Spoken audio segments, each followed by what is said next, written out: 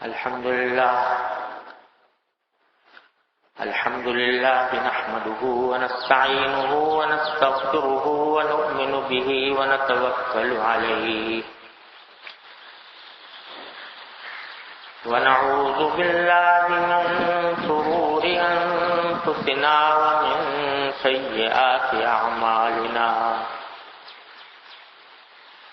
من يهده الله فلا مضل له ومن يضلله فلا هادي له وأشهد أن لا إله إلا الله وحده لا شريك له وأشهد أن سيدنا وسندنا ونبينا ومولانا محمدا عبده ورسوله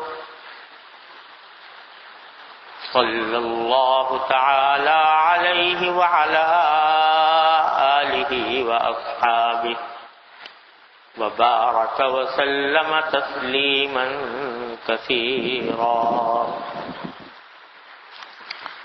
أما بعد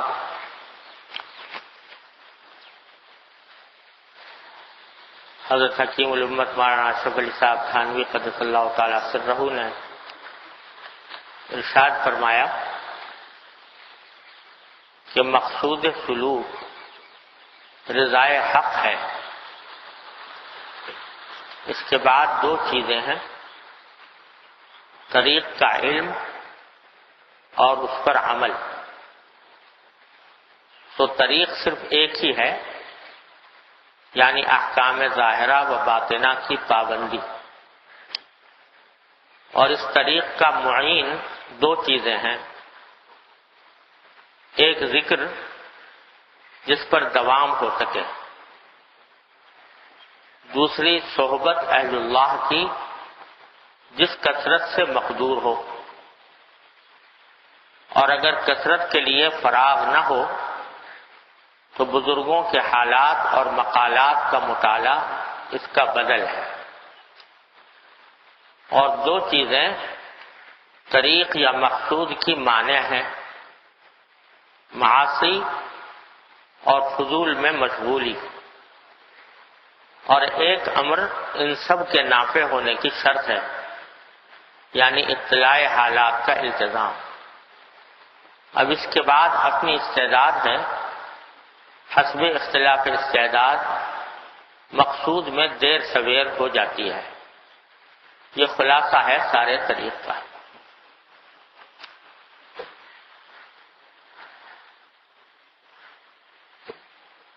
اس ارشاد میں حضرت والا نے طریق اور سلوک کا خلاصہ چند لفظوں میں بیان فرما دیا ہے، اس کو سمجھنے کی ضرورت ہے۔ تصوف کا نام تو سبھی نے سنا ہوگا، یہ تو ایک علم کا نام ہے۔ اس علم میں جو طریقہ کار تجویز کیا جاتا ہے، یعنی جو کام تجویز کیا جاتا ہے، جو راستہ بتایا جاتا ہے، اس کو طریق کہتے ہیں، اور اس راستے پر چلنے کو سلوک کہتے ہیں، اور جو اس راستے پر چلے اس کو سالک کہتے ہیں۔ مثلا فرض کیجئے کہ ہمارے دل میں یہ داعیہ پیدا ہوا کہ کسی اللہ والے کی خدمت میں جا کر، کسی شیخ کے پاس جا کر اپنی اصلاح کرانے کی کوشش کریں، تو اس شیخ کے پاس گئے، اس نے کچھ طریقے بتائے یا کچھ کام بتائے کہ یہ کرو، تو ان کاموں کو وہ جو طریقہ بتایا ہے، جو راستہ بتایا ہے، اس کو طریق کہتے ہیں۔ اور اس راستے پر ہم نے چلنا شروع کیا، کوشش کی کہ اس راستے پر چلیں، تو اس کو سلوک کہتے ہیں۔ اور ہم جو اس راستے پر چل رہے ہیں اس کو سالک کہتے ہیں۔ تو حضرت نے یہاں اس طریق اور سلوک کا خلاصہ چند لفظوں میں بیان فرمایا ہے۔ وہ اس لیے کہ جب تصوف کا نام آتا ہے یا طریق اور سلوک کا نام آتا ہے تو ذہنوں میں کچھ پراسرار سا نظام ذہنوں میں آ جاتا ہے کہ یہ کچھ عام زندگی سے ہٹ کر کوئی نئی سی چیز ہے، نیا سا ماحول ہے اور نئے سے طریقے ہیں، یہ کچھ ذہن میں آ جاتا ہے۔ اور اس خیال کو تقویت دی ہے بعض جاہل صوفیوں کے طریقہ کار نے کہ انہوں نے شریعت سے الگ ایک نظام بنا کے اس کا نام تصوف اور سلوک رکھ دیا۔ جو اصل مقصود تھا اس کو بھلا بیٹھے اور چند اپنی طرف سے گھڑے ہوئے طریقوں کو اس کو سلوک کا تصوف کرنا شروع کر دیا۔ مقصد بھی بھلا دیا کہ مقصد کیا تھا۔ مقصد تھا اپنی ذاتی اصلاح، اپنے اعمال ظاہرہ و باطنہ کو درست کرنا، لیکن مقصد اب بن گیا کشف و کرامات، کوئی احوال اور مواجید اور دل میں وجدان پیدا ہو جانا اور خواب آ جانا اور کشف ہو جانا، یا اس قسم کی چیزوں کو مقصود بنا لیا۔ تو نتیجہ یہ کہ جو چیز شریعت کے ہی کا ایک لازمی حصہ تھی وہ ایک بالکل شریعت سے الگ ایک چیز بن کر رہ گئی اور بدعت بن گئی۔ بعض جگہوں پر شرک کی صورت اس نے اختیار کر لی، الیاذ باللہ العلی۔ تو حضرت بار بار اپنے ارشادات میں یاد دلاتے ہیں کہ اصل مقصود کو سمجھو اور اس کے طریق کو صحیح سمجھنے کی کوشش کرو۔ اصل مقصود اور کچھ نہیں ہے سوائے اللہ تبارک و تعالیٰ کو راضی کرنا۔ فرمایا مقصود سلوک رضائے حق ہے۔ مقصود یہ ہے کہ اللہ تعالیٰ ہم سے راضی ہو جائے، اللہ تبارک و تعالیٰ کی خوشنودی حاصل ہو جائے، یہ ہے سارا مقصود۔ نہ کشف مقصود ہے، نہ الہام مقصود ہے، نہ خواب مقصود ہے، نہ کوئی چیز نظارے نظر آ جانا مقصود ہے۔ مقصود صرف اللہ تبارک و تعالیٰ کی رضا ہے، اور اس رضا کو حاصل کرنے کا ایک ہی راستہ ہے بنیادی طور پر، وہ یہ کہ اپنے ظاہری اور باطنی اعمال کو اللہ تعالیٰ کی رضا کے مطابق بنا لیا جائے۔ اعمال ظاہر بھی ہیں اور باطن بھی ہیں۔ ظاہری اعمال وہ ہیں جو ہم اپنے ہاتھ پاؤں سے انجام دیتے ہیں، نماز ہے، روزہ ہے، حج ہے، زکوٰۃ ہے۔ اسی طرح اور سنت کی اتباع کے جو اور طریقے ہیں وہ سارے ظاہری اعمال ہیں۔ ان کو شریعت کے دائرے میں لے آنا، ان کو اللہ تعالیٰ کی مرضی کے مطابق انجام دے دینا، یہ ہے مقصود۔ اور دوسرے کچھ باطن کے اعمال ہیں۔ باطن کے اعمال یہ ہے کہ وہ ہاتھ پاؤں سے انجام نہیں دیے جاتے بلکہ دل سے انجام دیے جاتے ہیں۔ یعنی دل کے اندر مثلا تکبر نہ ہو، تواضع ہو، فنائیت ہو، اللہ تعالیٰ کا شکر ہو، صبر ہو، اپنی اخلاص ہو کہ جو کام کروں وہ اللہ تبارک و تعالیٰ کی رضا جوئی کے لیے کروں، یہ اعمال باطنہ۔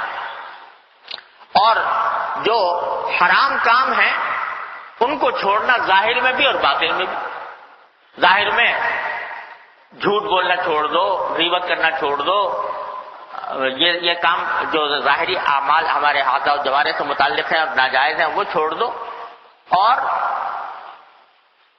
باطن کے اندر بھی اسی طرح کچھ حرام ناجائز کام ہے، حسد کرنا چھوڑو، حرص کرنا چھوڑو، تکبر کرنا چھوڑو، ریاکاری چھوڑو، یہ باطن کے اعمال ہیں. ان اعمال ظاہرہ اور باطنہ کے مجموعے کے اوپر مجموعہ شریعت کے مطابق ہو جائے، اللہ تعالیٰ کے حکم کے مطابق، اللہ تبارک و تعالیٰ کے رسول صلی اللہ علیہ وسلم کی تعلیمات کے مطابق، آپ کی سنت کے مطابق، یہ ہے طریق. اب ان میں سے یہ اعمال باطنہ جو ہیں خاص طور پر یہ ایسے ہیں کہ ان کا پتہ لگانا آسان نہیں ہوتا. کسی کے دل میں تکبر ہے تو وہ اپنے تکبر کو پہچانتا نہیں، وہ تو اپنے آپ کو اچھا ہی سمجھتا ہے. کبھی اس کے دل میں خیال نہیں آتا کہ میں متکبر ہوں، تکبر ہے میرے اندر، لیکن دوسروں کو نظر آتا ہے کہ ہے تکبر. اور بعض اوقات اتنا خفیف ہوتا ہے کہ سوائے ماہر شیخ کے دوسرا پہچان نہیں سکتا کہ واقعتاً اس میں تکبر ہے یا نہیں، حسد ہے یا نہیں، حرص ہے یا نہیں. تو ایک تو ان کی پہچان دشوار ہوتی ہے، دوسرا یہ اعمال باطنہ ایسے ہیں کہ انہی کے ذریعے اعمال ظاہرہ میں بھی روح پیدا ہوتی ہے. اعمال ظاہرہ جو ہے نماز ہے مثلا، وہ ویسے تو ہمارے ظاہری اعضاء سے انجام دی جاتی ہے، ہاتھ اٹھا لیے، باندھ لیے، کھڑے ہو گئے، رکوع میں گئے، سجدے میں گئے، یہ ظاہری اعمال ہیں. یہ لیکن جسم ہے، روح اس کی ہے اخلاص، کہ ہم پڑھ رہے ہیں صرف اللہ کے لیے، کوئی اور مقصود نہیں. اور خشوع یعنی اللہ تعالیٰ کی طرف متوجہ ہونا، یہ اس کی روح ہے. تو یہ بھی اس کا تعلق بھی اعمال باطنہ سے. اب ہوتا یہ ہے کہ ہم نے مدرسوں میں یا علماء سے نماز کا طریقہ سیکھ لیا، ظاہری طریقہ سیکھ لیا، ہاتھ اس طرح اٹھائے جائیں گے، اس طرح باندھے جائیں گے، اس طرح قیام ہوگا، اس طرح رکوع ہوگا، اس طرح سجدہ ہوگا، ظاہری اعمال سیکھ لیے. لیکن اس میں روح پیدا کرنے کے لیے ضرورت ہے اخلاص کی اور ساتھ میں خشوع کی، یعنی دل اللہ تبارک کی طرف متوجہ ہو. اب پہلی قسم کی باتیں تو فقہ کے علم فقہ نے بتا دی. دوسری قسم کی باتیں جو ہیں وہ علم تصوف میں بتائی جاتی ہیں، اور یہ کسی شیخ کی رہنمائی میں ان کو حاصل کرنے کا طریقہ سیکھا جاتا ہے. اسی لیے نبی کریم سرور دو عالم صلی اللہ علیہ وسلم کے جو فرائض منصبی قرآن کریم نے بیان فرمائے، اس میں ایک طرف تو فرمایا یعلمہ الکتاب والحکمہ، کہ حضور اقدس صلی اللہ علیہ وسلم اس لیے تشریف لائے تاکہ اللہ کی کتاب کی اور حکمت کی تعلیم دے، اور دوسری طرف وَيُزَكِّيهِمْ، ان کو پاک صاف بنائے. کاہے سے پاک صاف بنائے؟ یعنی باطنی رذائل سے پاک صاف بنائے، کہ تکبر ان میں نہ رہے، حسد ان میں نہ رہے، حرص ان میں نہ رہے، ریاکاری ان میں نہ رہے، اس طرح پاک صاف بنائے. تو یہ تزکیہ بھی نبی کریم سرور دو عالم صلی اللہ علیہ وسلم کے فرائض منصبی میں تھا، اور اسی کو حضرات اہل طریق، حضرات صوفیاء کرام نے اختیار کیا کہ انہوں نے ایسے طریقے بتائے جس کے ذریعے یہ اعمال باطنہ درست ہو اور باطنی رذائل سے انسان کو پاک صاف کیا بنایا جا سکے. اس کے جو طریقے تجویز کیے وہ طریق کہلاتے ہیں. یہ ہے خلاصہ. تو اس لیے سب سے پہلا کام کسی اس طریق پر چلنے کا وہ ہے اعمال احکام ظاہرہ اور باطنہ کی پابندی. حضرت نے فرمایا ظاہری اعمال کی بھی پابندی اور باطنی اعمال کی بھی پابندی. یہ ہے سارا طریق جس کا خلاصہ. جس کی ابتدا جو ہے وہ جب ہم کسی شیخ کے پاس جاتے ہیں اپنی اصلاح کی غرض سے، تو سب سے پہلی چیز جو مطلوب ہے وہ تو فکر ہے. یہ فکر کہ بھائی مجھے اصلاح کی ضرورت ہے. اگر یہ فکر ہی نہیں، آدمی سمجھ رہا ہے کہ اس میں تو ٹھیک زندگی گزار رہا ہوں، اور اس کو مزید آگے بڑھنے کی کوئی فکر ہی نہیں اور کوئی توجہ ہی نہیں کہ مجھے مزید اصلاح کی ضرورت ہے، بس ایک دھرنا چل رہا ہے صبح سے لے کے شام تک، شام سے لے کے صبح تک، ایک روٹین بنی ہوئی ہے اور اسی روٹین کے اوپر زندگی گزار رہا ہے، اسی پر قناعت کیے بیٹھا ہے، اور کوئی آگے بڑھنے کی فکر نہیں. کبھی یہ خیال بھی نہیں آتا کہ میرے اندر کوئی غلطی ہے، کبھی خیال بھی نہیں آتا کہ مجھے اس غلطی کی اصلاح کی ضرورت ہے. تو ایسا آدمی کیسے طریق پر چلے گا اور کیسے کسی کے پاس جائے گا اپنی اصلاح کرنے کے لیے، جب وہ خود اپنے آپ کو بیماری نہیں سمجھتا؟ وہ تو سمجھ رہا ہے کہ میں بالکل صحت مند ہوں، تو وہ جائے گا کیوں؟ تو سب سے پہلی چیز جو مطلوب ہے اس طریق میں وہ فکر ہے، اپنی اصلاح کی فکر، جس کو قرآن کریم نے فرمایا علیکم انفسکم. ارے اپنی خبر لو، اپنے حالات کو دیکھو، اپنے حالات کا جائزہ لو اور یہ فکر پیدا کرو، غفلت دور کرو کہ تمہارے اندر کوئی خامیاں ہیں، غلطیاں ہیں، ان کا احساس پیدا کرو. جب یہ احساس پیدا ہوگا اور دل میں یہ فکر آئے گی کہ مجھے اپنی خامیوں کی اصلاح کی ضرورت ہے، تو پھر آدمی متوجہ ہوگا صحیح کام کی طرف. لیکن اگر فکر ہی نہیں ہے، گزر رہی زندگی، جانوروں کی طرح انسان زندگی گزار رہا ہے اور اپنی اصلاح کی کوئی فکر ہی نہیں ہے، تو پھر آگے قدم کیسے بڑھے گا؟ حضور اقدس نبی کریم سرور دو عالم صلی اللہ علیہ وسلم نے حضرات صحابہ کرام کے دل میں تزکیے کے باب میں سب سے پہلے فکر پیدا کی کہ فکر پیدا کرو، غفلت دور کرو اور اس بات کو اپنے دل میں جماؤ کہ تمہیں ایک دن اللہ تبارک و تعالیٰ کے سامنے پیش ہونا ہے. اسی کو فرمایا حاسبوا قبل ان تحاسبوا، یعنی قبل اس کے کہ اللہ تبارک و تعالیٰ کی بارگاہ میں جا کر وہاں پر تم سے حساب لیا جائے کہ کیا کیا تھا اور کیا نہیں کیا تھا، اور کون سا عمل اچھا کیا، کون سا برا کیا، کون سے گناہوں کا ارتکاب کیا.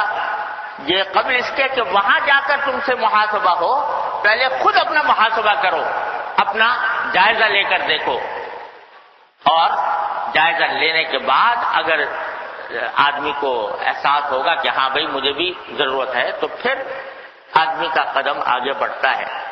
ہماری جو بنیادی بیماری ہے، اللہ تعالی ہم سب کو اس سے نجات عطا فرما دے، وہ غفلت ہے. یعنی ہم اپنی موجودہ حالت پر قناعت کیے بیٹھے ہیں کہ آگے بڑھنا گویا کوئی ضرورت نہیں، ہمارا جو کام ہو رہا ہے وہ ٹھیک ہو رہا ہے. الیاذ باللہ. یہ ہے جب آدمی کو بیماری کا احساس نہ ہو تو پھر علاج کی طرف توجہ نہیں ہو.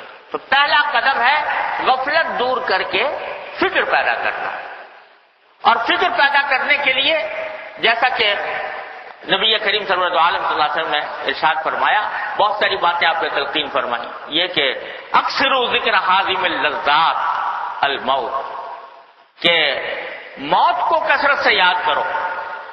یعنی سوچا کرو کبھی کبھی کہ ایک دن میں مروں گا اور مجھے لوگ قبر میں دفن کر کے چلے جائیں گے اور وہاں پر میرے سامنے فرشتے آئیں گے، مجھ سے سوال و جواب کریں گے، اور پھر یہاں تک کہ عالم برزخ سے فارغ ہونے کے بعد قیامت کا دن آئے گا، حشر کا دن آئے گا، اللہ تبارک و تعالیٰ کے سامنے کھڑے ہوں گے، نام اعمال سامنے آئے گا اور پھر پوچھا جائے گا کہ تم نے کیا کیا تھا. لَتُسْأَلُنَّ يَوْمَئِذٍ عَنِ النَّعِيمِ، اس دن تم سے ساری نعمتوں کے بارے میں سوال ہوگا کہ نعمتیں دی گئی تھی تمہیں، ان نعمتوں کا تم نے کیا حق ادا کیا. یہ تصور کرو ذرا. لیکن آج کل ہمیں 24 گھنٹے میں سے کتنا وقت کبھی ذہن میں تصور آتا ہے کہ ایک دن مر کے جا. اپنے ہاتھوں سے اپنے پیاروں کو قبروں میں اتارتے ہیں، ان کو مٹی دیتے ہیں، ان کے جنازوں کو کندھے دیتے ہیں اور یہ سوچ کر گزر جاتے ہیں کہ ہاں یہ تو ان کے ساتھ پیش آ گیا، لیکن اپنا خیال نہیں آتا. تو حضور اقدس صلی اللہ علیہ وسلم فرماتے ہیں کہ موت کو کبھی کبھی کثرت سے یاد کیا کرو. اکثروا ذکر حازم اللذات، اس موت کو یاد کرو جو ساری لذتوں کو ختم کرنے والی ہے. اس کو یاد کرو گے، اللہ تعالیٰ کے سامنے کھڑے ہونے کا احساس دل میں پیدا کرو گے، تو پھر فکر پیدا ہوگی کہ میں اپنے آپ کو اس سوال و جواب کے لیے تیار کروں. تو ایک طریقہ یہ تجویز فرمایا.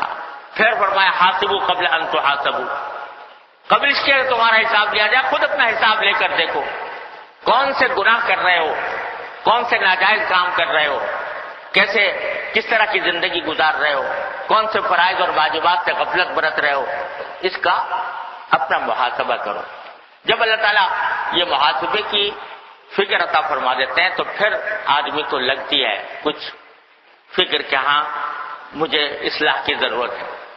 اب اصلاح کی ضرورت کے فکر کے نتیجے میں کسی ہم شیخ کے پاس چلے گئے اور اس سے یہ کہا کہ میں اپنی اصلاح کرنا چاہتا ہوں، مجھے کچھ طریقہ بتائیے۔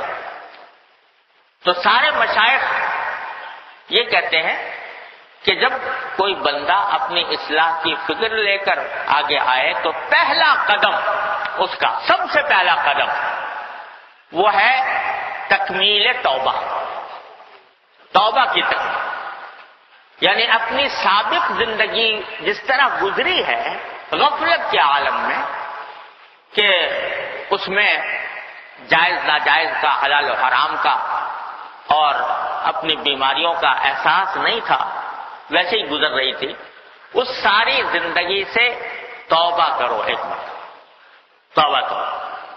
تو سب سے پہلا کام جو کوئی شیخ اس شخص کو کراتا ہے جو طریق کی طرف آگے بڑھا، سلوک میں قدم رکھا، تو سب سے پہلا قدم وہ توبہ کی تکمیل ہے کہ اپنی سابق زندگی سے توبہ کر کے آگے بڑھو۔ ہمارے حضرت مولانا مسیح اللہ خان صاحب قدس اللہ تعالی سرہ بڑی کام کی ایک بات ارشاد فرمایا کرتے تھے، میں نے ان سے بار بار سنی۔ فرماتے تھے کہ آج ہماری اصلاح میں ایک بہت بڑی رکاوٹ یہ ہے کہ یا تو ماضی کی فکر میں پڑے رہتے ہیں یا مستقبل کی۔ ماضی کی فکر میں یہ کہ بھئی ہماری سابق زندگی، تو اگر کسی کو فرض کرو احساس پیدا ہوا اپنی اصلاح کا، تو شیطان یہ بہکاتا ہے کہ تمہارا ماضی تو بڑا خراب گزرا ہے، تمہارے فلاں فلاں گناہ کیے ہیں، فلاں فلاں فرائض و واجبات میں کوتاہیاں کی ہیں۔ تو اس کے نتیجے میں ایک مایوسی کسی کیفیت دل میں پیدا ہو جاتی ہے کہ بھئی ساری زندگی تو پہلے ایسے گزر گئی، اب کون تھا پتہ نہیں ہم ان کا اس کی تلافی کیسے ہوگی۔ ایک تو یہ فکر پیدا کر دیتا، یا مستقبل کی فکر پیدا کر دیتا ہے شیطان۔ مستقبل کی فکر یہ پیدا کرتا ہے کہ اگر آج میں اپنی اصلاح کا ارادہ کر لوں اور اپنے آپ کو بدلنے کی کوشش کر لوں اور یہ عہد کر لوں کہ اب آئندہ ٹھیک اللہ تعالیٰ کے حکم کے مطابق زندگی گزاروں گا، تو اس پر پتہ نہیں میں قائم رہ سکوں گا یا نہیں رہ سکوں گا، پاؤں پھسل تو نہیں جائے گا، غلطی تو نہیں ہو جائے گی، کتنا میں اپنے اس عہد پر قائم رہوں گا، یہ فکر پیدا کر۔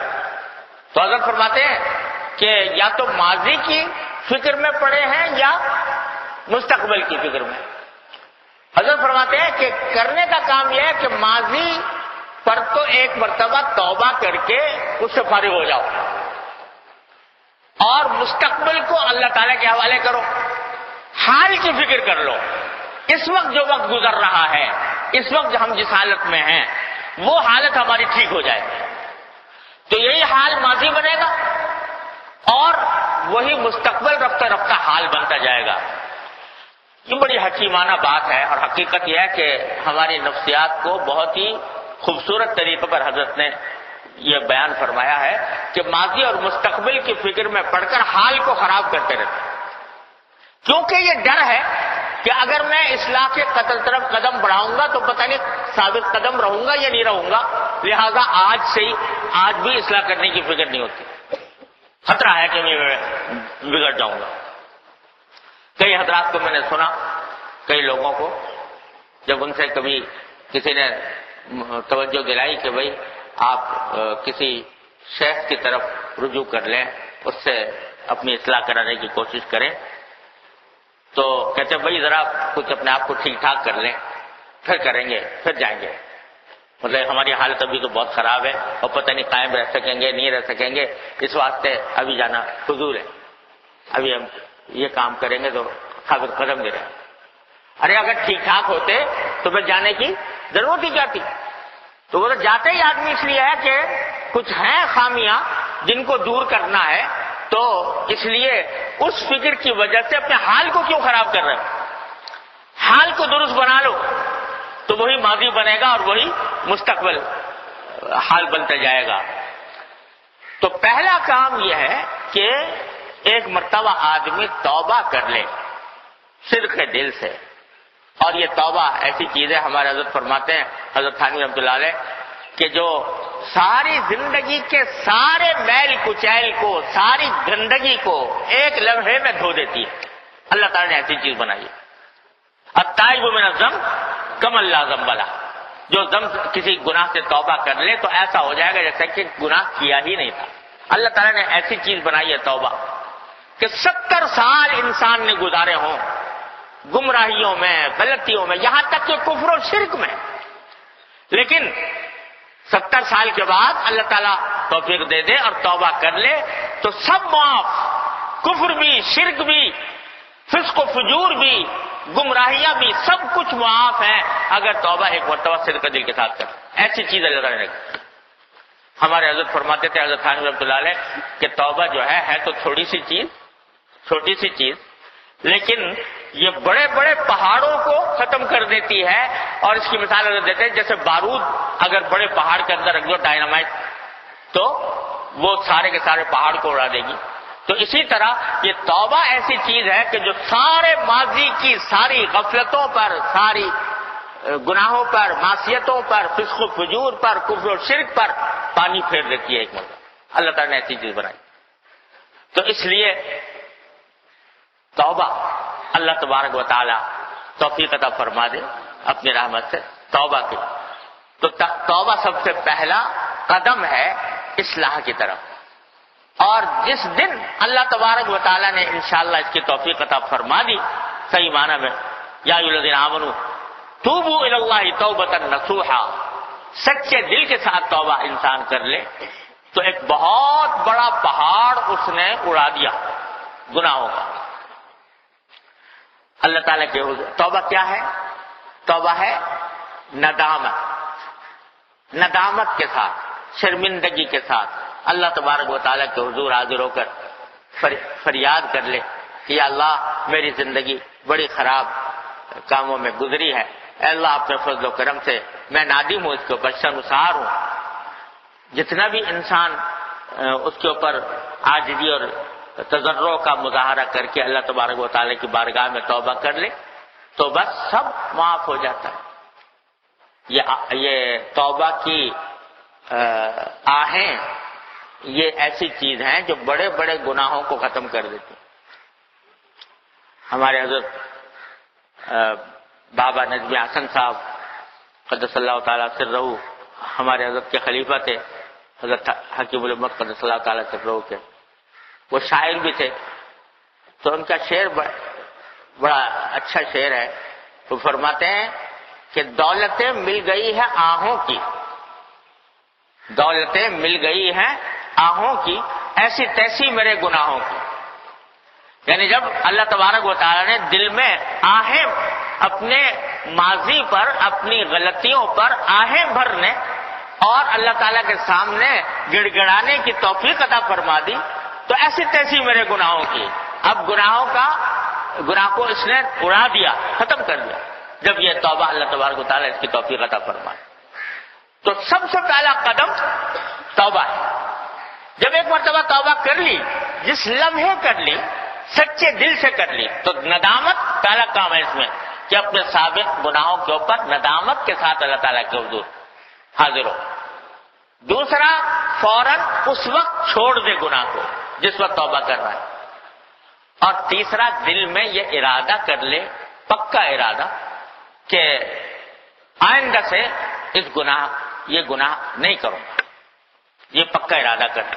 تین باتیں اکٹھی ہو جائیں تو توبہ بالکل پکی اور سچی ہوگی۔ اب جس لمحے انسان نے یہ کام کر لیا، اس لمحے اس نے سارے ماضی پر پانی پھیر دیا، سب ختم ہو گیا، سب کو گناہ دھل گئے اس توبہ کے ذریعے۔ اب اس میں ذرا سی ایک بات یہ سمجھنے کی ہے کہ جہاں تک تعلق ہے پچھلے گناہوں پر ندامت کا، وہ تو عام طور سے توبہ کرنے والے کے دل میں پیدا ہو ہی جاتی ہے. جب واقعی توبہ کر رہا ہے تو دل میں ندامت ہوگی تبھی توبہ کرے. اسی طرح جس وقت توبہ کر رہا ہے اس وقت گناہ چھوڑ دینا یہ بھی ہو جاتا ہے. لیکن جو تیسری بات ہے یعنی آئندہ نہ کرنے کا مکمل عزم، اس میں بعض اوقات شبہ رہتا ہے کہ پتہ نہیں یہ عزم پیدا ہوا دل میں یا نہیں ہوا. تو خوب سمجھ لیجئے کہ لا یکلف اللہ نفسا الا وسعها، اللہ تعالیٰ نے کسی بھی انسان کو اس کی وسعت سے زیادہ کا مکلف نہیں کیا. وسعت میں اور اختیار میں اتنا ہے کہ آدمی اس وقت ارادہ کر لے کہ میں آئندہ گناہ نہیں کروں گا، اس وقت ارادہ کر لے. اب یہ دل میں وسوسہ آ رہا ہے کہ پتہ نہیں میں کہیں اس پر ثابت قدم رہوں گا یا نہیں رہوں گا، کہیں پھسل تو نہیں جاؤں گا، پھر دوبارہ تو گناہ کا ارتکاب نہیں ہو جائے گا. یہ جو وسوسے آ رہے ہیں یہ وسوسے توبہ کے منافی نہیں، یہ غیر اختیاری ہیں جو آ رہے ہیں، یہ توبہ کے منافی نہیں. اپنی طرف سے ارادہ کر لو، پکا ارادہ کر لو کہ نہیں کریں. جب یہ ارادہ کر لیا تو اللہ تعالیٰ کے فضل و کرم سے معافی ہو گئی، پچھلا ماضی دھل گیا اور سب گناہ اللہ تعالیٰ نے معاف فرما دیے. اب کچھ اس میں توبہ کی تکمیل میں بعض چیزیں اور بھی داخل ہیں. یعنی جو پچھلے زمانے میں جو گناہ ہوئے ہیں اس میں کچھ ایسے ہیں جن کی تلافی ہمارے ذمہ واجب ہے، اس کا اہتمام بھی ضروری ہے توبہ کی تکمیل کے لیے. ایک مرتبہ 2 رکعتیں پڑھ کے اللہ تعالیٰ کے حضور گر گرا لیے، رو لیے، توبہ کر لی، الحمدللہ بڑا اچھا کام ہو گیا، پچھلا ماضی دھل گیا. لیکن کچھ باتیں ایسی ہیں جن کی تلافی ضروری ہے، جو ہم سے غلطیاں ہوئی ہیں ان کی تلافی ضروری ہے. مثلا کچھ تو اللہ تعالیٰ کے حقوق ہیں. فرض کرو نمازیں قضا ہوئی ہوئی ہیں پرانی، تو ان نمازوں کو قضا کرنا ضروری ہے. وہ جتنا ہو سکے جلدی سے جلدی ان کو فارغ کیا جائے. اور بزرگوں نے یہ آسانی کے لیے طریقہ لکھا ہے کہ ہر نماز کے ساتھ ایک نماز پرانی جو قضا ہے اس کا حساب لگا لو، اور حساب لگا کر اپنے پاس لکھ لو کہ اتنی نمازیں میری قضا ہے، اپنی زندگی میں ادا کرنے کی کوشش کروں گا، اگر بالفرض ادا نہ کر سکا تو میرے ورثہ میرے ترکے میں سے ان کا فدیہ ادا کریں، جو وصیت لکھ کے جائے. تو اور اس کے بعد ہر نماز کے ساتھ ایک نماز پڑھتے چلے جائے. اسی طرح روزے اگر اپنے ذمہ واجب ہیں تو ان کو رفتہ رفتہ تھوڑا تھوڑا کر کے ادا کرنے کی کوشش کرے. اگر زکوٰۃ واجب ہے تو اس کو ادا کرے. حج اگر فرض ہے نہیں کیا تو اس کو ادا کرے. یہ حقوق اللہ ہے جن کی تکمیل ضروری ہے. اور دوسرے حقوق العباد ہیں. کسی کا مالی حق اپنے ذمہ واجب تھا اور نہیں دیا تو اس کو یا ادا کرے یا معاف کرائے. کسی کا قرضہ تھا نہیں دے پایا تو اس قرضے کو یا تو ادا کرے یا معاف کرائے. کسی کے ساتھ کوئی زیادتی ہوئی تھی جسمانی نفسانی کسی قسم کی، اس سے اس کو معاف کرائے. جیسے نبی کریم صلی اللہ علیہ وسلم میں کھڑے ہو کر ایک مرتبہ مجمع میں کھڑے ہو کر یہ اعلان فرمایا کہ اگر میری ذات سے کسی کو کوئی تکلیف پہنچی ہو تو میں اس کا بدلہ بھی دینے کو تیار ہوں، اور اگر کوئی معاف کر دے تو اس سے معافی مانگنے کو بھی تیار. آپ نے مجمع میں کھڑے ہو کر اعلان کیا. تو اسی جب نبی کریم صلی اللہ علیہ وسلم جو گناہوں سے معصوم تھے آپ نے یہ عمل فرمایا تو ہمارا شمار قطار میں. تو اگر کسی کا حق ضائع ہوا ہے تو وہ اس حق کو ادا کرنے کی فکر کرے یا معاف کرائے. حدیث میں فرمایا نبی کریم صلی اللہ علیہ وسلم نے کہ اگر کسی شخص کا کوئی حق ہمارے ذمہ واجب ہے تو آج اس سے معافی طلب کر لیں. اس دن آنے سے پہلے جبکہ نہ دینار ہوگا نہ درہم ہوگا، یعنی پیسے نہیں ہوں گے آخرت میں، آج یا تو ادا کر لیں یا معاف کرا دیں. یہ تلافی ہے تکمیل توبہ. یہ کام ہو جائے ایک مرتبہ تکمیل توبہ تو الحمدللہ ماضی کا قصہ ختم ہو گیا. اور ہمارے حضرت یہ بھی فرماتے تھے، حضرت حکیم الامت قدس اللہ تعالیٰ کر رہا ہوں، کہ جب ایک مرتبہ سچے دل کے ساتھ معافی مانگ لی، توبہ کر لی، تو اب بار بار گناہوں کو یاد نہیں کرنا چاہیے. ایک مرتبہ معافی اچھی طرح مانگ لو، توبہ کر لو، پھر بار بار گناہوں کو یاد نہ کرو کہ ہم نے فلاں گناہ کیا تھا، فلاں گناہ کیا تھا. بھولنے کی کوشش کرو، خیال آئے بھی تو استغفر اللہ کہہ کر اس کو کسی اور کام میں لگ جاؤ. اس کو یاد نہیں کرنا چاہیے. جب اللہ تعالیٰ نے معافی کر دیا، کیونکہ وعدہ ہے کہ جو توبہ کرے گا اس کو معاف کر دیں گے، تو پھر اب اس کو بار بار یاد کرنے کی کوئی ضرورت نہیں. ایک مرتبہ اچھی طرح معافی مانگ کر اس کو بھول جاؤ، یاد نہ کرو اور آگے بڑھو. جب ایک مرتبہ تکمیل توبہ ہو گئی، اللہ تعالیٰ نے فضل و کرم فرمایا اور پچھلی زندگی کی تلافی اس طرح ہو گئی، تو اب آگے بڑھو.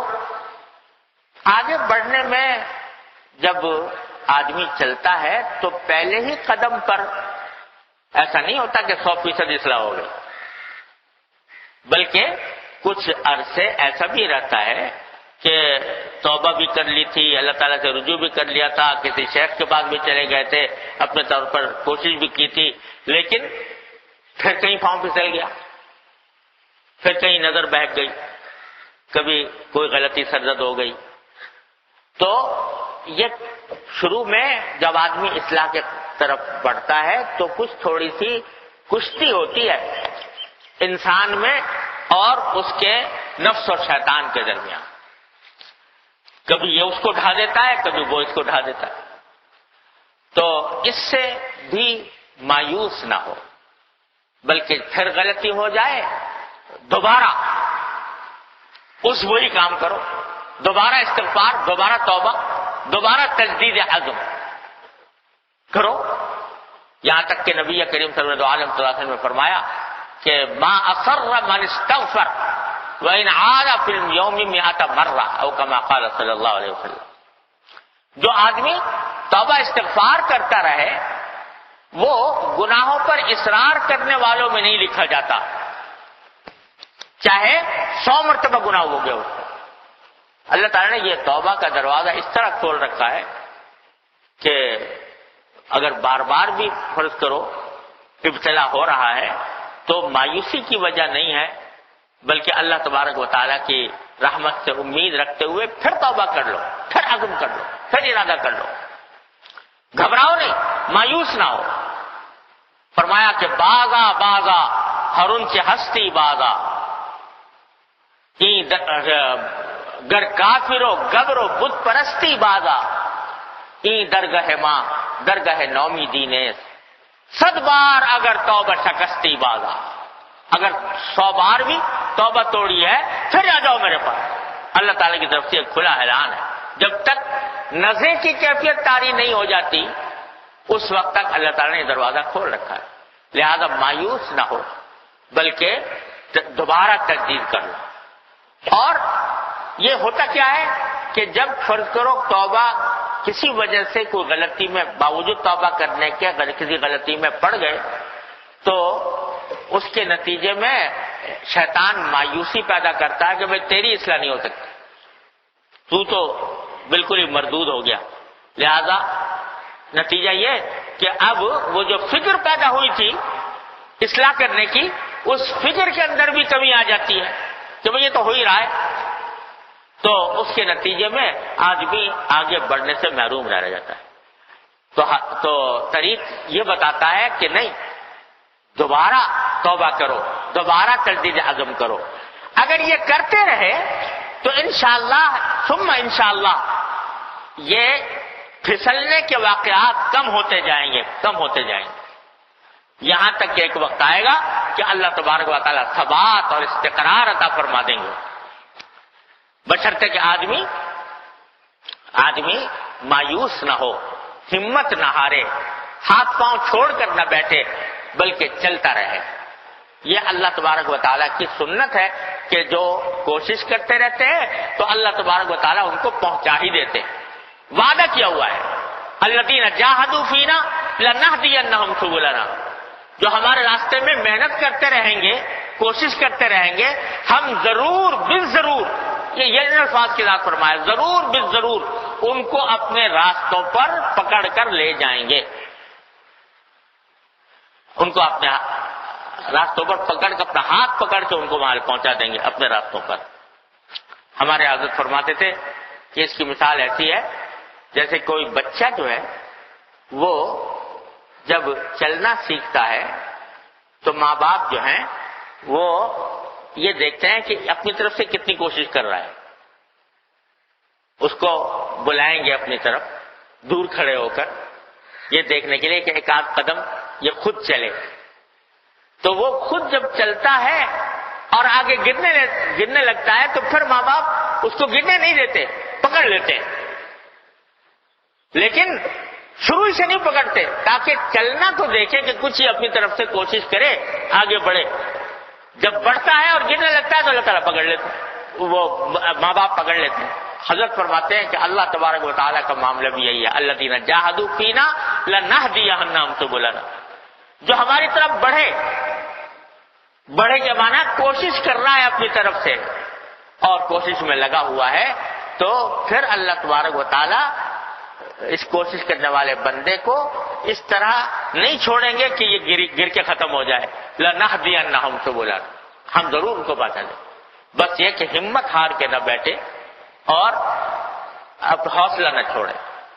تو توبہ جو ہے یہ سب سے پہلا قدم ہے اصلاح کی طرف۔ اللہ تبارک و تعالی ہمیں صحیح معنی میں توبہ کرنے کی توفیق عطا فرمائے اور تکمیل توبہ کی توفیق عطا فرمائے۔ تو اس کے نتیجے میں یہ احکام ظاہرہ و باطنہ کی پابندی کہ جو احکام آدمی نے معلوم ہیں، جو معلوم نہیں ہے وہ سیکھ کر اس کے اوپر عمل کر۔ پھر حضرت فرماتے ہیں کہ اس طریق کا معین دو چیزیں ہیں، یعنی اپنی طرف سے عزم کر لیا، ارادہ کر لیا، توبہ بھی کر لی، سب کچھ کر لیا، لیکن پھر بھی بعض اوقات دل نہیں چلتا۔ وہ غالب نے کہا کہ جانتا ہوں ثواب طاعت و زہد پر طبیعت ادھر نہیں جاتی، جانتا ہوں کہ اللہ تعالیٰ کی اطاعت میں کیا ثواب ہے، جانتا ہوں کہ زہد میں کیا ثواب ہے، پر طبیعت ادھر نہیں جاتی، طبی طور پر دل میں شوق نہیں پیدا ہو رہا اور اس کی وجہ سے میں رک جاتا ہوں۔ تو یہ کیفیت ہوتی ہے۔ تو اس کے لیے حضرت فرماتے ہیں کہ دو چیزیں ہیں جو اس کام کے لیے مددگار ہو جاتی ہیں۔ وہ جو عزم کیا تھا اس عزم کو پختہ کرنے کے لیے، اس پر قائم رہنے کے لیے اور رکاوٹوں کو دور کرنے کے لیے دو چیزیں ہیں جو اس کے لیے مددگار ہوتی ہیں۔ ایک فرمایا ذکر، جس پر دوام ہوتا ہے، اللہ تعالیٰ کا ذکر، وہ اتنا آدمی معمول بنائے جس کو پابندی سے کر سکے، اتنا ذکر، کوئی ایک وقت مقرر کر کے اس میں بہتر یہ ہے کہ تنہائی میں کوئی وقت مقرر کر کے بیٹھ کر کچھ ذکر کیا جائے۔ اور ہمارے حضرات تلقین فرماتے تھے کہ کم از کم شروع میں 4 تسبیحات، سبحان اللہ وبحمدہ سبحان اللہ العظیم، سبحان اللہ والحمد للہ ولا الہ الا اللہ واللہ اکبر، اور استغفار اور درود شریف، یہ 4 تسبیحات۔ 5ویں اگر لا حول ولا قوت الا باللہ کا اس پر اضافہ کر لے تو اور اچھا، 5ویں تسبیح۔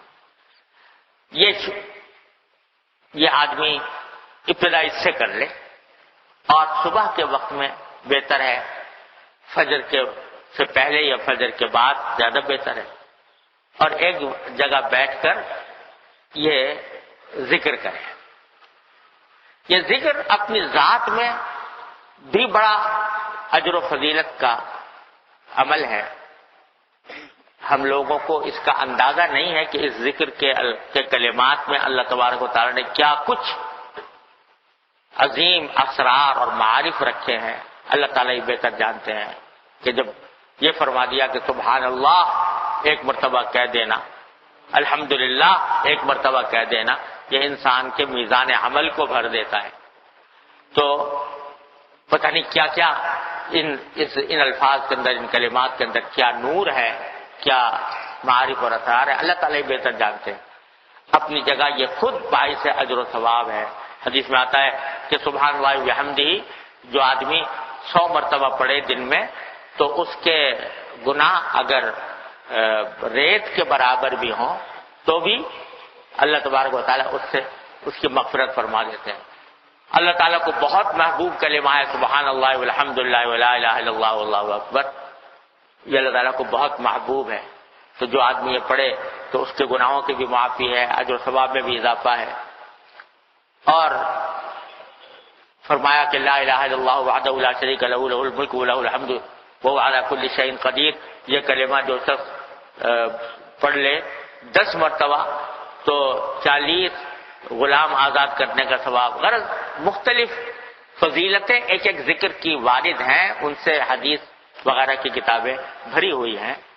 یہ ثواب تو اپنی جگہ ہے، لیکن جو بات حضرت فرما رہے ہیں وہ یہ ہے کہ اس ذکر کے نتیجے میں اللہ تبارک و تعالی نفس اور شیطان کا مقابلہ کرنے کی ایک قوت عطا فرماتا ہے. یعنی ذکر جو ہے وہ معین اور مددگار بن جاتا ہے نفس اور شیطان کا مقابلہ کرنے میں. ہمارے حضرت والا حضرت عارفی قدس اللہ تعالی سرہ فرمایا کرتے تھے کہ یہ ذکر جو ہے یہ ایک انرجی ہے، یعنی ایک قوت، ایک طاقت ہے جس کے ذریعے آدمی جو ہے وہ اپنے فاسد جذبات کے مقابلے میں، گناہوں کے دائیں کے مقابلے میں ان کے خلاف ایک قوت پیدا ہوتی ہے. یعنی شروع میں آدمی ایسا ہوتا ہے کہ گناہ کے آگے جیسے مجبوری ہو گیا، جانتا ہے کہ گناہ ہے لیکن اپنی طبیعت سے مجبور، پر طبیعت ادھر نہیں جاتی.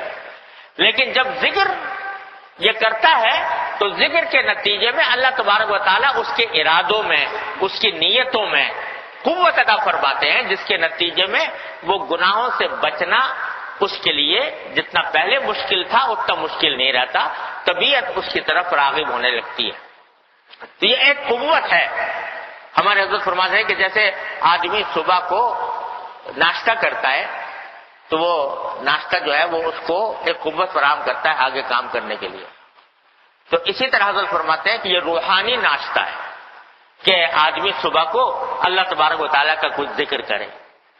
تلاوت قرآن بھی ذکر میں داخل ہے اور یہ کلمات بھی ذکر میں داخل ہیں، دعا کرنا بھی ذکر میں داخل ہے. یہ کچھ وقت اس میں صرف کر کے جب آدمی تھوڑا وقت اس میں صرف کر لیا تو یہ اس کے لیے معین اور مددگار ہوگا اس عزم کو پورا کرنے کے لیے جو اسے توبہ سے کی صورت میں کیا تھا. اور اگر ہمارے حضرت تو یہاں تک فرماتے تھے کہ اگر فرض کرو بیٹھ کر ایک مرتبہ میں کرنے کا موقع نہیں مل رہا تو بھی ناغہ نہ کرو، چلتے پھرتے پڑھ لو، چلتے پھرتے یہ کلمات ادا کرتے رہو، انشاءاللہ پھر بھی اس کی فائدے سے محروم نہیں رہو گے، محروم نہیں رہو گے. یہ ذکر شروع کرو. تو حضرت فرماتے ہیں ایک چیز جو بڑی معین و مددگار ہے اس طریق پر چلنے میں وہ ذکر ہے. بس یہ کہ بھائی کوئی بھی چیز وہ اس وقت فائدہ مند ہوتی ہے جب آدمی اس کو پابندی سے کرے.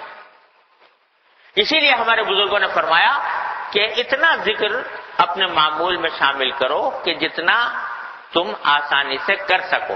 یہ نہیں کہ ایک مرتبہ میں تو بہت جذبہ ہو گیا اور جوش آ گیا اور بہت سارا ذکر کرنا شروع کر دیا اور ایک ہفتے کے بعد معلوم ہوا کہ وہ سب چوٹ ہٹ گیا. اس سے فائدہ نہیں ہوتا. حدیث میں فرمایا خیر العمل ما دیم علیہ وان قل، بہترین عمل وہ ہے جس کی پابندی کی جائے چاہے وہ تھوڑا ہی سا ہو، لیکن پابندی کرے آدمی تو اللہ تبارک و تعالیٰ نے اس میں بڑی برکت دی ہے. ہمارے حضرت والا اس کی مثال دیا کرتے تھے کہ دیکھو اگر ایک پتھر ہو اور اس کے اوپر کسی نل کا ایک ایک قطرہ ٹپک رہا ہو، ایک ایک قطرہ ٹپک رہا ہو، تو وہ ایک قطرہ کچھ بھی بظاہر نظر نہیں آتا، لیکن اگر وہ سال 2 سال تک ٹپکتا رہے تو پتھر میں سوراخ کر دے گا، حالانکہ چھوٹا سا قطرہ تھا لیکن اسے سوراخ کر دیا۔ اور اگر ایک مرتبہ بہت زور سے نل چھوڑ دیا، ایک مرتبہ میں چھوڑ دیا اور چھوڑ کے آدھے گھنٹے کے بعد بند کر دیا، تو باوجود ہے کہ وہ بہت پریشر سے چھوڑا تھا، وہ پتھر کا کچھ بگاڑے گا نہیں، اس کے اندر کچھ بھی تبدیلی پیدا نہیں ہوگی۔ تو یہی عمل، یہی معاملہ اعمال صالحہ کا ہے، جن میں ذکر سر فہرست ہے کہ اگر پابندی سے کیا جائے، کوئی دن ناغہ نہ ہو، ہر روز ہو، تو وہ رفتہ رفتہ وہ قوت اتنی پیدا کر دے گا انشاءاللہ کہ پتھر میں سوراخ کر دے گا، دل جو پتھر بنا ہوا ہے اس میں سوراخ کر دے گا، اور اس کے نتیجے میں اللہ تبارک و تعالیٰ کے احکام پر عمل کرنے میں آسانی پیدا ہو جائے گی۔ یہ اس معنی میں حضرت فرما رہے ہیں کہ ذکر جو ہے جس پر دوام ہو سکے، اتنا جس کی پابندی کر سکو۔ اسی لیے ہمارے حضرات تھوڑا تجویز کرتے ہیں لیکن پابندی کی تلقین فرماتے ہیں، اور یہ بھی فرماتے ہیں کہ اگر فرض کرو کسی دن بہت ہی مجبوری ہو گئی تو بھی مقدار کم کر لو لیکن چھوڑو نہیں، مقدار 100 کے بجائے 50 کر لو، 30 کر لو، 33 کر لو، یہاں تک کہ ہمارے نے فرمایا 11 کر لو، کہ اگر کسی دن اتنی مصروفیت رہی، کوئی پریشانی پیش آ گئی جس کی وجہ سے سارے دن نہیں کر سکے، رات کو سونے سے پہلے کہہ دو بھائی کم از کم جو میرے معمولات ہیں ان کو میں 11 مرتبہ کر کے پھر سوؤں گا، اس کے بغیر نہیں سوؤں گا، تو اس میں بھی اللہ تبارک و تعالیٰ انشاءاللہ محروم نہیں فرمائیں گے۔ اتنی آسانی ہمارے عذاب کے طریق میں ہے، نہ کوئی لمبے چوڑے مجاہدات ہیں، نہ لمبی چوڑی ریاضتیں ہیں، نہ یہ چند چھوٹے چھوٹے اعمال ہیں، اللہ تبارک و تعالیٰ ان کی توفیق عطا فرما دے تو انشاءاللہ اس کا فائدہ ظاہر ہوگا۔ تو ایک تو یہ فرمایا کہ 2 چیزیں مددگار ہوتی ہیں، ایک ذکر جس پر دوام ہو سکے، اور دوسری صحبت اہل اللہ۔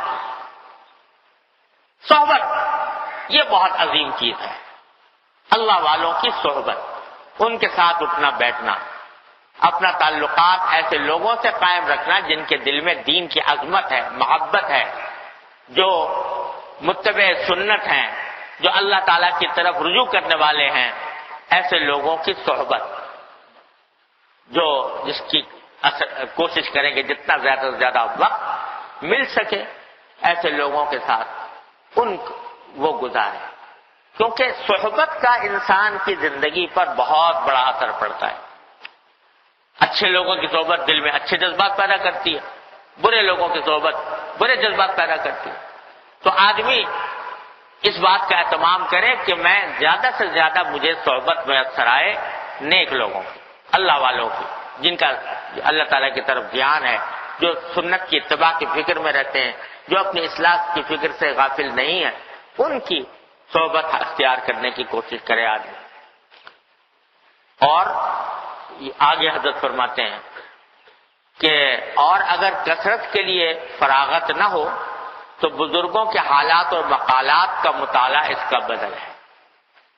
یعنی یہاں تک حضرت نے کسی بھی احتمال کو چھوڑا نہیں، فرمایا کہ بھائی اگر کسی کو میسر نہیں ہے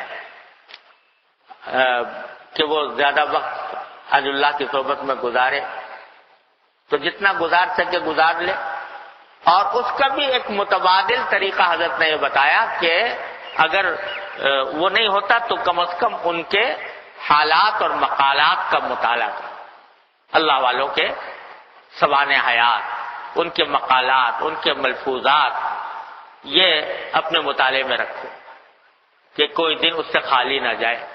کوشش کرو کہ کوئی نہ کوئی کتاب آپ کے سرانے ہو اللہ والوں کے تذکرے سے متعلق یا اللہ والوں کے ملفوظات سے متعلق، اور روزانہ کچھ نہ کچھ خود بھی پڑھ لو، اور اگر ہو سکے تو گھر والوں کو بھی پڑھوا دو اور سنوا دو۔ تو یہ فرمایا صحبت کا کچھ بدل اس سے ہو جاتا ہے، کیونکہ اللہ تبارک و تعالیٰ نے اللہ والوں کے حالات میں بھی بڑا نور رکھا ہے، ان کے واقعات میں بھی بڑا نور رکھا ہے۔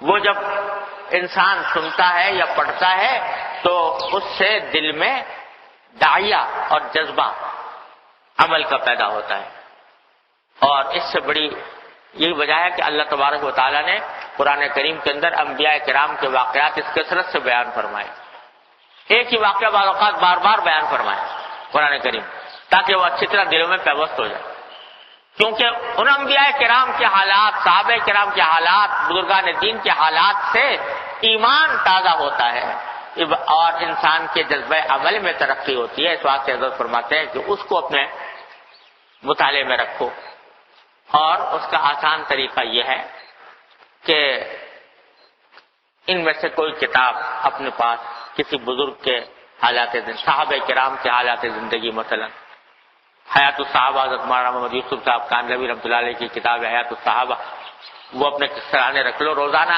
ایک سبق پڑھنے کا معمول بنا لو، وہ ختم ہو جائے تو سیر التابعین لے لو، تابعین کے حالات پڑھ لو، اس کو پڑھو، پھر ختم ہو جائے ہمارے قریب کے جو علماء کرام ہیں، اشرف الصوان حضرت تھانوی رحمۃ اللہ علیہ کی، تزکیۃ الرشید حضرت گنگوئی رحمۃ اللہ علیہ کے حالات وغیرہ کی، وہ رکھ لو، اور حضرت تھانوی رحمۃ اللہ علیہ کے ملفوظات کی کتابیں اپنے پاس رکھ لو، تو ان میں سے جو بھی میسر آ جائے، اور اپنے سرانے رکھ لو کہ بھائی جب تک ایک صفحہ دو صفحے اس کے نہیں پڑھ لیں گے اس وقت تک سوئیں گے نہیں، یہ ارادہ کر لو تو کوئی زیادہ مشکل کام نہیں ہوتا۔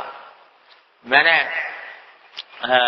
یہ معمول بنایا ہوا سالہ سال کہ دوپہر کو لیٹنے سے پہلے حضرت اکیل صلی اللہ تعالیٰ سرہ کے مواعظ تھوڑے تھوڑے پڑھا کرتا تھا شروع سے، تو الحمدللہ اس طرح ایک ایک صفحہ، دو دو صفحہ، تین تین صفحہ روزانہ پڑھے تو الحمدللہ سینکڑوں بعض اس طرح اللہ تعالیٰ نے پڑھنے کی توفیق دے دی، تھوڑا تھوڑا کر کے بھی آدمی گزر جاتا ہے، اس سے بھی بڑا فائدہ ہوتا کہ چاہے تھوڑا کیا لیکن پابندی سے کیا تو اللہ تعالیٰ کے فضل و کرم سے اس کا فائدہ پہنچے گا۔ اللہ تعالیٰ ہمیں سب چیز کی توفیق عطا فرما دے۔ پھر فرماتے ہیں کہ دو چیزیں طریق یا مقصود کی معنی ہیں، ایک تو معاصی یعنی گناہ حتی الامکان اس سے بچنے کی فکر کرو، اور فضولیات میں مشغول یعنی وقت کو ضائع مت کرو فضول کاموں میں، ایسے کاموں میں کہ جن میں نہ دنیا کا فائدہ نہ دین کا فائدہ، ان ایسی مشغولیات سے، ایسے کاموں سے اپنے آپ کو بچاؤ۔ تو یہ طریقہ کار حضرت نے بتا دیا سارا، اور پھر فرماتے ہیں کہ امر ان سب کے نافع ہونے کی شرط ہے، یعنی اطلاع حالات کا التزام، کہ جس سے اپنی اصلاح کرانی ہے اس کو اپنے حالات کا بتاتے رہو کہ دل میں کیسے جذبات پیدا ہو رہے ہیں، کیسے خیالات آ رہے ہیں، کیا کام کہاں دل میں کوئی شبہ پیدا ہوا ہے کہ میرے اندر کوئی باطن کا رذیلہ تو نہیں ہے، وغیرہ وغیرہ۔ تو یہ جب یہ خلاصہ ہے فرماتے ہیں، اس کے بعد اپنی استعداد ہے، حسب اختلاف استعداد مقصود میں دیر صغیر ہوتی رہتی ہے۔ کوئی آدمی اس طریقے پر چل کر بہت جلدی تکمیل تک پہنچ جاتا ہے، کسی کو کچھ دیر لگتی ہے، لیکن راستہ یہی ہے، اور اللہ تبارک و تعالیٰ کی رحمت سے اگر آدمی اس پر استقامت کے ساتھ چلتا رہے تو کسی نہ کسی دن منزل تک ضرور پہنچے گا انشاءاللہ تعالی۔ فرمایا یہ خلاصہ ہے ظاہر طریق۔ اللہ تبارک و تعالیٰ اپنے رحمت سے ہم سب کو اس پر عمل کی توفیق عطا فرمائے۔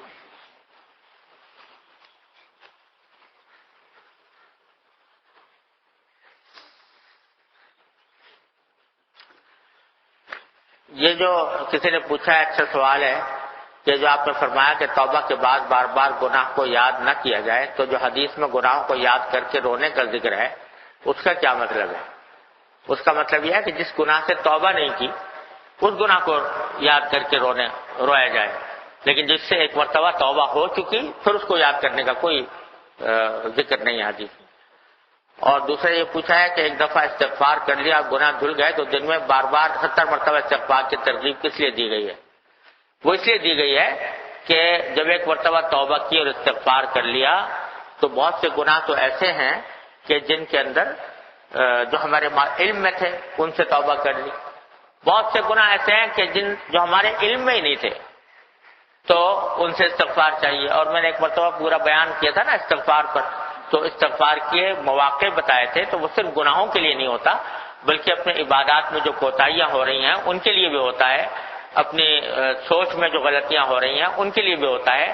تو اس استغفار کے فوائد صرف گناہوں کے ہی لیے نہیں ہیں بلکہ اور مقاصد بھی ہیں. اس واسطے بار بار استغفار کرنے کی تاکید فرمائی گئی. اللهم صل على سيدنا مولانا محمد وعلى ال محمد كما صليت على ابراهيم وعلى ال ابراهيم انك حميد مجيد. ربنا ظلمنا انفسنا وان لم تغفر لنا وترحمنا لنكن من الخاسرين. ربنا ظلمنا انفسنا وان لم تغفر لنا وترحمنا لنكن من الخاسرين. ربنا ظلمنا انفسنا وان لم تغفر لنا وترحمنا لنكن من الخاسرين. ربنا آتنا في الدنيا حسنة وفي الآخرة حسنة وقنا عذاب النار. ربنا آتنا في الدنيا حسنة وفي الآخرة حسنة وقنا عذاب النار. ربنا اغفر لنا ذنوبنا وإسرافنا في أمرنا وثبت أقدامنا وانصرنا على القوم الكافرين. یا ارحم الراحمین، اپنے فضل و کرم اپنے رحمت سے ہمارے تمام گناہوں کو معاف فرما. یا اللہ ہمارے تمام چھوٹے بڑے اگلے پچھلے خفیہ علانیہ ہر طرح کے گناہوں کو معاف فرما دے. یا اللہ جو گناہ ہمارے علم میں ہیں ان کو بھی معاف فرما دے، جن کا ہمیں علم بھی نہیں، جن کا ہمیں احساس بھی نہیں، اے اللہ اپنے رحمت سے ان کو بھی معاف فرما دے. یا اللہ ہمیں توبہ نصوح کرنے کی توفیق عطا فرما. یا اللہ ہم سب کو توبہ نصوح کرنے کی توفیق عطا فرما. یا اللہ اپنے رحمت سے اپنے فضل و کرم سے ہمارے متعلقین احباب، ہمارے گھر والوں سب کو ہر طرح کی معصیتوں سے، گناہوں سے، منکرات سے، فسق و فجور سے یا اللہ ہم نجات عطا فرما دے. اس سے ہم سب کی حفاظت فرما. یا اللہ اپنے رحمت سے ہم بے ہمت ہے ہمت عطا فرما دے، بے حوصلہ ہے حوصلہ عطا فرما دے. یا اللہ اپنے رحمت سے اپنے فضل و کرم سے اپنے دین کی صحیح سمجھ عطا فرما. اے اللہ اس پر عمل کی توفیق عطا فرما، اس پر استقامت عطا فرما. یا اللہ تمام حاضرین اور حاضرات کو ان کے تمام جائز مقاصد میں اپنے فضل و کرم سے کامیابی عطا فرما. یا اللہ ہر طرح کے شر و فتنے سے ہماری حفاظت فرما. یا اللہ ہر طرح کے شر و فتنے سے ہماری حفاظت فرما. اے اللہ دشمنوں کے شر سے ہماری حفاظت فرما. یا ارحم الراحمین، یا غیاث المستغیثین، یا امان المستجیرین، یا مجیب دعوت المضطرین. اے اللہ ہماری شامت اعمال کو اپنے فضل و کرم سے دور فرما دے. یا اللہ ہم تمام امت کی طرف سے اے اللہ آپ سے مغفرت چاہتے ہیں، اپنے رحمت سے اپنے فضل و کرم سے ہماری شامت اعمال کو دور فرما دے. اللہم انا نعوذ برضاک من سخطک وبمعافاتک من عقوبتک ونعوذ بک منک لا نحصی ثناء علیک انت کما اثنیت علی نفسک. یا اللہ ہم اپنی شامت اعمال کی وجہ سے اے اللہ بد امنی کا شکار ہیں، بے دینی کا شکار ہیں، دشمنوں کے غلبے کا شکار ہیں. اے اللہ اپنی رحمت سے شامت اعمال کو دور فرما دے، ہمارے حالات کی اصلاح فرما دے. اے اللہ اپنی رحمت سے ہم کو بے دینی سے نجات عطا فرما. یا اللہ بے دین حکمرانوں سے نجات عطا فرما. اے اللہ حکومت عادل عطا فرما. یا اللہ اپنی رحمت سے اپنے دین کے مطابق چلنے کی توفیق عطا فرما. یا اللہ دشمنوں کے غلبے اور تسلط سے ہمیں نجات عطا فرما دے. یا اللہ دشمنوں کے غلبے اور تسلط سے نجات عطا فرما دے. یا اللہ اپنی رحمت سے ہماری دعاؤں کو قبول فرما. اے اللہ اپنی رحمت سے ہماری دعاؤں کو قبول فرما. اللہم لا تجعلنی بدعائک شقیا وکل رؤوف الرحیم یا خیر المسئولین ویا خیر المعطین. الیک نشکو ضعف قوتنا وقلت حیلتنا وحواننا علی الناس. یا ارحم الراحمین، یا غیاث المستغیثین، ہم ہمارے اپنے فضل و کرم سے ہمارے گناہوں کو معاف فرما کر، ہماری شامت اعمال کو دور فرما کر ہمیں اس موجودہ کیفیت سے نجات عطا فرما دے. اللہم انقطع الرجاء الا منک نجنا مما نحن فیہ واعنا علی ما نحن علیہ. نجنا مما نحن فیہ واعنا علی ما نحن علیہ بجاہ وجہک الکریم وبحق محمد صلی اللہ علیہ وسلم علیک آمین. اللہم احرسنا بعینک التی لا تنام واکنفنا برکنک الذی لا یرام. اللہم احرسنا بعینک التی لا تنام واکنفنا برکنک الذی لا یرام. یا اللہ یا رحمان یا رحیم یا کریم، جن جن لوگوں نے ہم سے دعا کی فرمائش کی ہے اللہ ان سب کی دلی مرادوں کو پورا فرما، ان کی مشکلات کو آسان فرما، یا اللہ یا رحمان یا رحیم ہر طرح کے شر سے ان کی حفاظت فرما۔ اللہم انا نسألک من خیر ما سألک من عبدک و نبیک سیدنا محمد صلی اللہ علیہ وسلم ونعوذ بک من شر ما استعاذک من عبدک و نبیک سیدنا محمد صلی اللہ علیہ وسلم۔ ربنا تقبل منا انک انت السمیع العلیم وتب علینا انک انت التواب الرحیم، وصلی اللہ تعالی علی خیر خلقہ سیدنا مولانا محمد وعلی آلہ واصحابہ اجمعین برحمتک یا ارحم